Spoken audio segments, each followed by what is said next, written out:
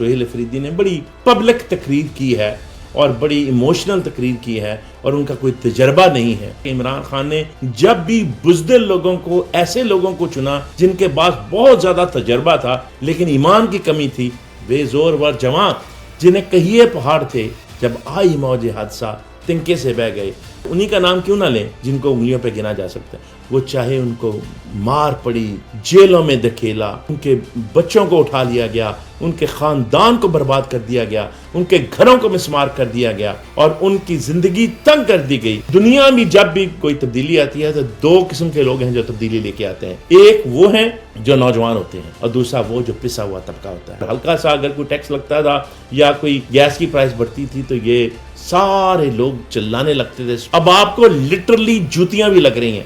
بادشاہ سلامت نے یہ بھی یاد دلایا کہ آپ کو جوتیاں نہیں گولیاں لگیں گی اگر آپ کھڑے ہوئے۔ اس دفعہ انہوں نے گولیاں مارنے والے زیادہ کر دی۔ آپ کہتے ہیں کہ میں اسرائیل کے پرائم منسٹر کو ملا نہیں، میں نے منہ پرا کر لیا کہ وہ مجھے کہیں دیکھنا لے۔ پوری دنیا میں ان کو ایک بندہ پسند آیا ہے چاپلوسی کروانے کے لیے۔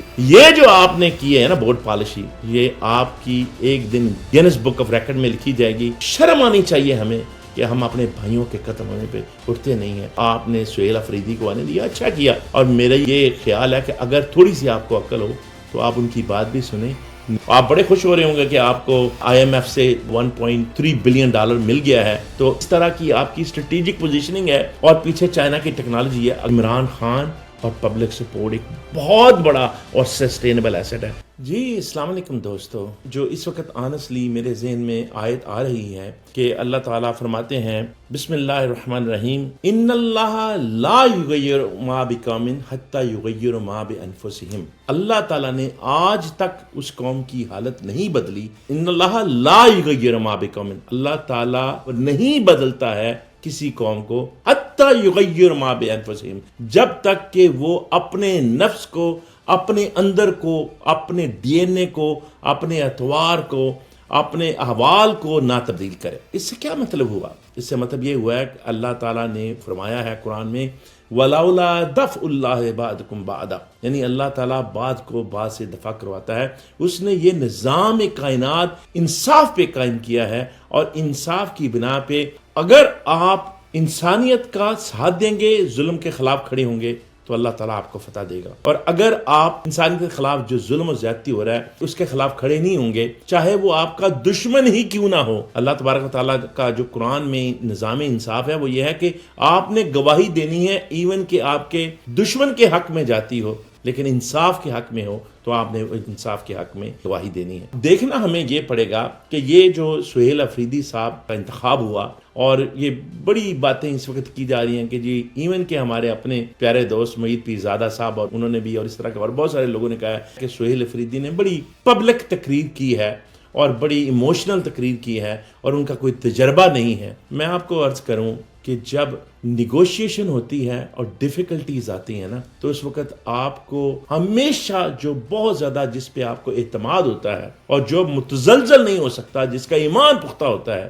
آپ اس کو چنتے ہیں۔ آپ نے دیکھ لیا کہ عمران خان نے جب بھی بزدل لوگوں کو، ایسے لوگوں کو چنا جن کے پاس بہت زیادہ تجربہ تھا لیکن ایمان کی کمی تھی۔ وہ میں نام لینے کی ضرورت نہیں ہے، بڑے بڑے نام پڑے ہوئے ہیں جن کا نام آپ سنتے ہوئے بڑے گھبرا جاتے تھے اور یہ کہتے تھے واہ جی واہ بڑا تجربہ ہے، اور آن دا ادر ہینڈ ان کا ایمان بہت کمزور تھا۔ اور دیکھ لیں وہ بالکل جب مشکل آئی، جب آئی موج حادثات تنکے سے بہ گئے۔ وہ کیا ہے کہ وے زور ور جوان جنہیں کہیے پہاڑ تھے، وے زور ور جوان جنہیں کہیے پہاڑ تھے، جب آئی موج حادثہ تنکے سے بہ گئے۔ یعنی جو اتنے بڑے بڑے مرہٹے تھے، بڑے بڑے نوجوان تھے، بڑے سیاستدان تھے، تو وہ جب حادثہ آیا تو ایک منٹ کھڑے نہیں ہو سکے۔ انہی کا نام کیوں نہ لیں جن کو انگلیوں پہ گنا جا سکتا ہے۔ اور یاد رکھیں صرف اور صرف وہ لوگ کھڑے ہوئے جو کہ عمران خان کے ساتھ، جنہوں نے اس کے ایمان کو سمجھا تھا، جن کا تعلق ان سے دل کا واسطہ تھا۔ کوئی اس میں ان کو کوئی مرشد کہتا ہے، کوئی اس کو اپنا لیڈر کہتا ہے، کوئی اس کو اپنا خان کہتا ہے، کوئی اس کو اپنے ایمان کا حصہ کہتا ہے۔ وہ کہتا ہے کہ اللہ اور لا الہ الا اللہ کا مطلب ہی ہمیں خان صاحب نے سمجھایا ہے. تو جو وہ لوگ ہیں وہ چاہے ان کو مار پڑی، جیلوں میں دھکیلا، ان کے بچوں کو اٹھا لیا گیا، ان کے خاندان کو برباد کر دیا گیا، ان کے گھروں کو مسمار کر دیا گیا اور ان کی زندگی تنگ کر دی گئی، یہاں تک کہ ان میں سے کئی کو پاکستان سے باہر جانا پڑا اور کئیوں نے اپنی جان بھی گوا دی. لیکن یہ ہے کہ وہ عمران خان سے پیچھے نہیں ہٹے، ان کا ایمان متزلزل نہیں ہوا. لیکن جو بڑے بڑے ایکسپیرینس لوگ تھے ان کا دیکھیں کیا حال ہوا ہے.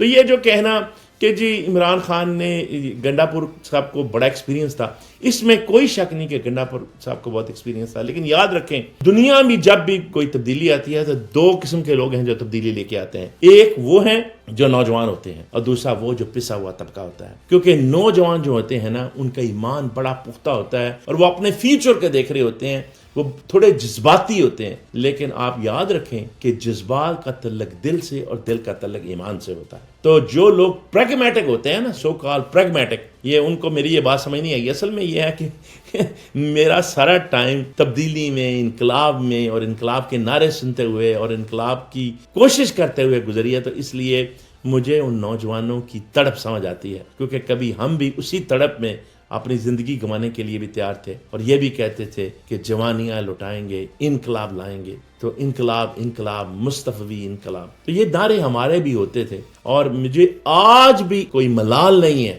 کہ جی ہم نے وہ نعرے لگائے اور ہم اپنی جان بھی گوا دیتے، کیونکہ ہم تو حق کے لیے جب بھی کسی نے حق کا نعرہ لگایا، انصاف کا نعرہ لگایا، ظلم کے خلاف نعرہ لگایا تو ہم اس کے ساتھ کھڑے ہوئے. اور آج بھی ہم اسی نعرے کے لیے کھڑے ہوئے ہیں. ہمیں نہیں فرق پڑتا کہ کوئی عمران خان ہو یا کوئی اور ہو. اصل میں بات ہے کہ آپ کا کام ہے اپنے حق کے ساتھ کھڑا ہونا ہے. اگر آپ حق کے ساتھ کھڑے ہوئے اور اس میں آپ کی جان بھی چلی گئی تو کم از کم آپ قیامت کے دن اللہ تبارک و تعالیٰ کے سامنے معافی طلب کرتے ہوئے اس کی رحمت کو تو طلب کر سکتے ہیں کہ آپ انصاف کے ساتھ کھڑے تھے. لیکن وہ لوگ جو انصاف کے ساتھ ہی کھڑے نہیں ہوئے وہ کیا منہ دکھائیں گے؟ تو اس میں جو انصاف کے ساتھ کھڑا نہیں ہوتا اور جو ظلم کرتا ہے اس میں بہت تھوڑا فرق ہے. اور آپ کو پتہ ہے کہ اللہ تعالیٰ نے جب بستیاں برباد کیں، جو قرآن میں واقعات ہیں، ان میں وہ بھی لوگ برباد ہوئے جو کہ نہ صرف وہ جو خاموش گھروں میں بیٹھے رہے اور وہ ظلم کے خلاف اٹھے نہیں. تو جب جو لوگ ظلم کے خلاف اٹھے اللہ نے ان کو نجات دی.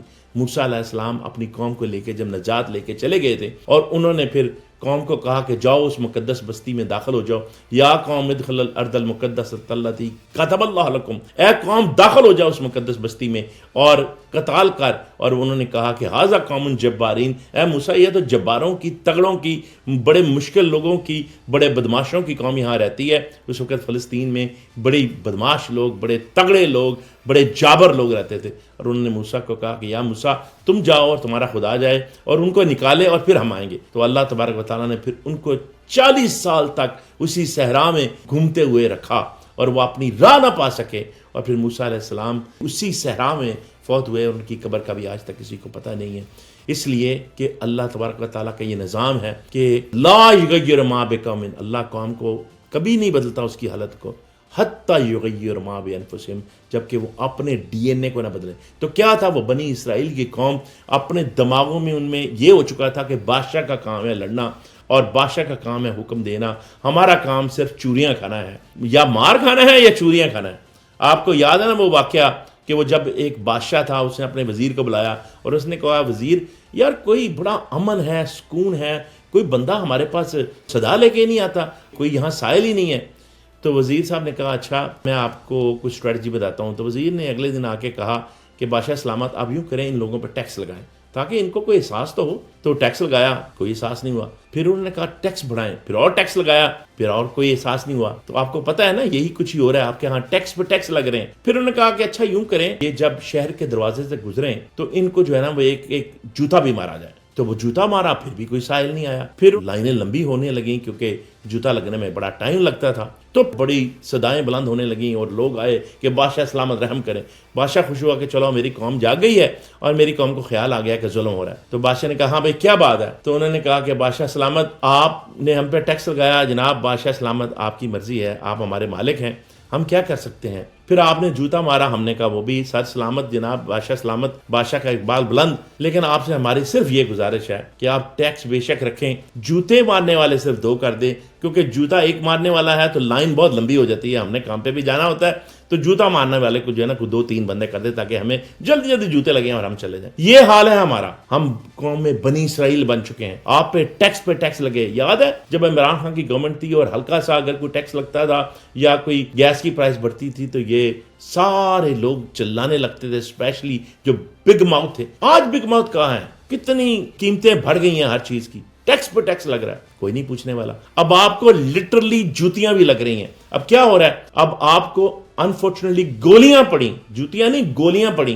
26 نومبر کو, اور آپ خاموش رہے. آپ نے کہا نہیں جی یہ تو پی ٹی آئی والے ہیں. اب سعد رضوی اینڈ کمپنی کو, حالانکہ مجھے وہ لوگ ان کا انداز نہیں پسند, لیکن ہیں تو وہ نوجوان, ہیں تو ہمارے پاکستانی, ہیں تو ہمارے مسلمان بھائی. اگر وہ تھوڑے شدت پسند ہیں, میں نہیں کہتا کہ شدت پسند ہونا چاہیے, لیکن یہ کوئی حل نہیں ہوتا کسی قوم کو, کسی نوجوان نسل کو ٹھیک کرنے کا. اصل میں اس سے بادشاہ سلامت نے یہ بھی یاد دلایا کہ آپ کو جوتیاں نہیں گولیاں لگیں گی اگر آپ کھڑے ہوئے. تو انہوں نے مثال قائم کی ہے. یہ مثال قائم اس لیے تاکہ آپ کو ڈرا کے رکھا جائے, اور آپ صرف یہ کہتے ہیں مالی جناب آپ بے شک ٹیکس لگا لیں, کوئی پرابلم نہیں, گولیاں مار لیں, کوئی پرابلم نہیں. ہمارے جو ہے نا گولیاں مارنے والے زیادہ کر دیں. تو اس دفعہ انہوں نے کیا کیا؟ اس دفعہ انہوں نے گولیاں مارنے والے زیادہ کر دیے, پہلی دفعہ کم تھے. تو یہ وہ آپ کو بتا رہے ہیں کہ ایک طرف آپ کا حال یہ ہے کہ آپ کہتے ہیں کہ میں اسرائیل کے پرائم منسٹر کو ملا نہیں, میں نے منہ پرا کر لیا کہ وہ مجھے کہیں دیکھ نہ لے, اور دوسری طرف آپ اتنی چاپلوسی اور بوٹ پالشی کرتے ہیں جب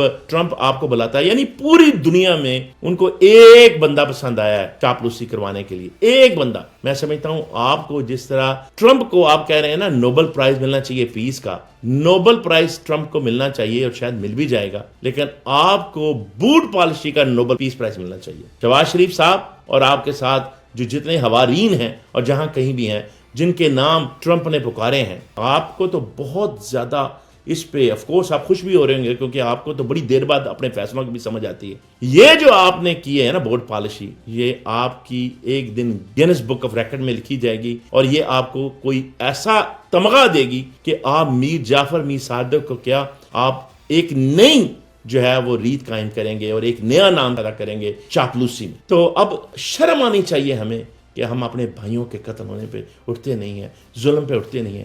تو اگر ہم ظلم پہ نہیں اٹھیں گے تو یاد رکھیں کہ یہ ظلم, یہ آگ آپ کے گھر تک بھی آئے گی, ہر کسی کے گھر تک بھی آئے گی. یہ جو گنڈا پور صاحب کر رہے تھے, اگر گنڈا پور کوئی رکھنا ڈالتے تو ان کی پوری فیملی کی سیاست ختم ہو جانی تھی. ان کی پوری فیملی سیاست میں ہے, تو وہ سمجھدار آدمی ہے, اچھا کیا, سمجھداری کا کام کیا. لیکن گنڈا پور صاحب پوری طرح دوسرے کیمپ میں چلے گئے تھے. اب ضروری تھا کہ کوئی بندہ اس کیمپ میں بھی ہو کہ کوئی نیگوشیٹ تو کر سکے, اور یہ چیز ایکچولی جو ہے وہ نظام دین کے لیے بھی اچھی ہے کہ کوئی بندہ بات تو کر سکتا ہے وہ جو خان کہتا ہے, اور تاکہ آپ کو ایک دوسرا پرسپیکٹو بھی مل سکے اگر آپ کو عقل ہو. تو اس لیے میرا خیال ہے کہ یہ عقل نے پرویل کیا, اور آپ کے پاس کوئی ویسے چوائس بھی نہیں تھی. اگر آپ نے اس نظام دین کے نظام کو, جھوٹے نظام کو چلانا ہے, تو آپ کو چاہیے تھا کہ آپ یہ ایک فیک پردہ بنائے رکھتے کہ یہ ڈیموکریسی ہے. تو آپ نے سہیل افریدی کو آنے دیا, اچھا کیا. اور میرا یہ خیال ہے کہ اگر تھوڑی سی آپ کو عقل ہو تو آپ ان کی بات بھی سنیں, نیگوشیٹ بھی کریں. اسی میں آپ کی بھی بھلائی ہے اور پاکستان کی بھی بھلائی ہے, کیونکہ بات یہ ہے کہ اگر آپ نے یہ چاپلوس کو رکھا تو آپ کو اور پھنساتا جائے گا, اور یہ انسٹیٹیوشن کے لیے, یہ آرمی کے لیے ایک بے انتہا زہر قاتل ہے. یہ انسٹیٹیوشن کو تباہ کر دے گا, ملک کو تباہ کر دے گا. اس لیے ضروری ہے کہ آپ جو عوامی طاقت ہے اس کو اپنے بے شک 100% ساتھ نہ رکھیں, لیکن اس کو دکھانے کے لیے رکھیں کہ یہ عوامی طاقت ہے. ہم آپ کی ہر بات پہ سٹیمپ نہیں کر سکتے, ورنہ دنیا کی طاقتیں آپ کو وہاں لے جائیں گی جہاں آپ سوچ بھی نہیں سکتے, کیونکہ وہ آپ کو پل کرتی جائیں گی. اور پھر کیا ہوگا, ایک طرف ٹرمپ ہوگا, دوسری طرف چائنا ہوگا, تیسری طرف رشیا ہوگا, پھر ساتھ مڈل ایسٹ لگا ہوا ہے اور انڈیا لگا ہوا ہے. تو آپ یہ سمجھتے ہیں کہ آپ ساری چیس کھیل لیں گے. یس آئی نو کہ آپ کو اپنے اوپر بڑا فخر ہے کہ آپ لوگوں کو بیوقوف بناتے ہیں, لیکن لوگ اتنے بیوقوف نہیں ہیں, نہ کہ دنیا کی طاقتیں بیوقوف ہیں, نہ آپ اتنے سمجھدار ہیں. آپ کو ضروری ہے کہ آپ ایک ڈیموکریٹک سسٹم رکھیں اگر اپنے آپ کو بھی بچانا ہے, تاکہ آپ شیلڈ کے طور پہ بھی ان کو کہہ سکیں کہ یہ دیکھیں جی یہ تو ہمارا قصور نہیں ہے سرکار, یہ ان کا ہے. اگر اس وقت آپ کو سمجھ نہ آئی اور آپ ایک ڈیموکریٹک پروسیس کو جس کے پاس پبلک سپورٹ ہو اس کو آگے نہیں لے کے آئے تو پھر میں آپ کو بتا رہا ہوں نہ سمجھو گے تو مٹ جاؤ گے پاکستان والوں، تمہاری داستان تک بھی نہ رہے گی داستانوں میں۔ یہ علامہ اقبال نے ہندوستان کے بارے میں کہا تھا کہ نہ سمجھو گے تو مٹ جاؤ گے ہندوستان والوں، تمہاری داستان تک بھی نہ رہے گی داستانوں میں۔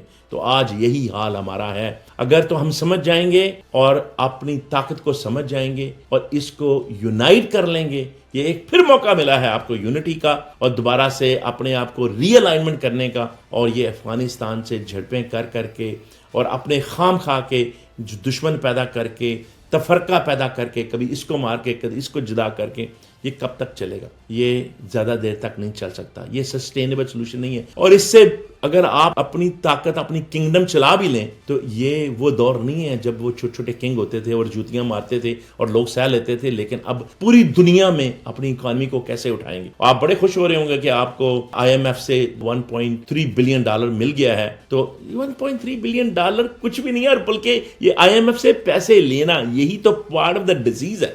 آپ اپنی اکانومی ڈیولپ کریں۔ آپ کے پاس کیا نہیں؟ آپ کے پاس سمندر نہیں، پہاڑ نہیں، اجناس نہیں، فیلڈ نہیں، گرینری نہیں، موسم نہیں، آپ کے پاس کیا نہیں؟ آپ کے پاس تو ایسا خطہ اور اتنے لوگ ہیں کہ اگر آپ چاہیں، اور اس طرح کی آپ کی اسٹریٹجک پوزیشننگ ہے، اور پیچھے چائنا کی ٹیکنالوجی ہے، اگر آپ صرف اس کو صحیح طرح بیچ سکیں، پریزنٹ کر سکیں، تو آپ کا تو کہتے ہیں نا سیلزمین کا پروفٹ مارجن ہوتا ہے، وہی اتنا بڑا ہوگا کہ آپ جو ہے وہ پوری دنیا کے ساتھ آنکھیں ملا سکیں گے۔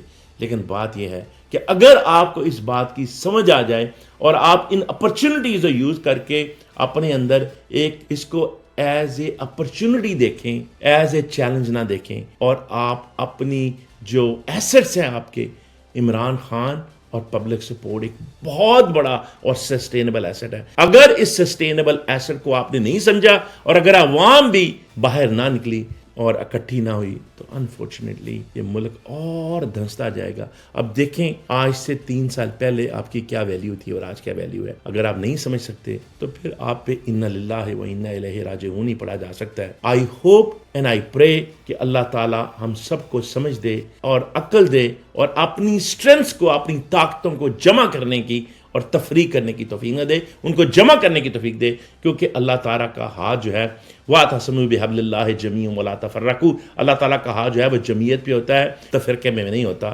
اور اللہ تعالیٰ آپ کو سمجھ دے اور آپ کو یونائٹ کرے اور اپنی اسٹرینتھ کو سمجھ کے اکٹھا ہو کے دنیا میں ایک طاقت بننے کی توفیق دے۔ پاکستان زندہ باد، عمران خان پائندہ۔